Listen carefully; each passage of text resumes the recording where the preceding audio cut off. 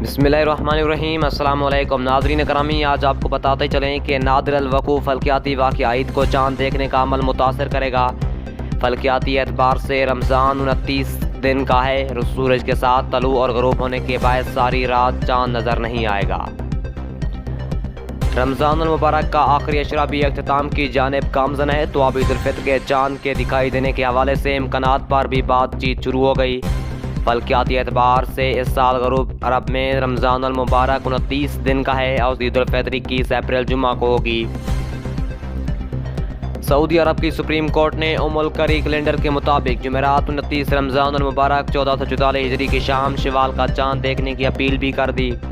मिस्र में फ़ल्कियाती तहकीक के कौमी इदारे ने चंद रोज़ कबल इतला दी थी कि इंस्टीट्यूट के सूरज रिसर्च लेबार्ट्री के फ़ल्कियाती हिसाबात के मुताबिक इस साल रमज़ान मुबारक 29 दिन का होगा और 21 अप्रैल जुमा को शवाल का पहला दिन होगा।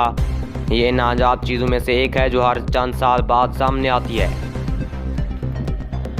मरकज़ ने मज़ीद कहा कि शवाल का चाँद काहिरा के वक्त के मुताबिक सुबह ठीक 6:44 पर जमा होने के फ़ौरन बाद यह पैदा हो जाएगा और 29 रमज़ान शुभ जुमेरात को चाँद देखने का दिन होगा। ताम माहिरीन फ़ल्कियात ने इस रोज़ एक अलग फ़ल्कियाती वाक़े का बताया है जो मिस्र समेत दुनिया के कई मुल्कों में पेश आएगा। ये वाक़या सूरज का मुकम्मल गिरन है।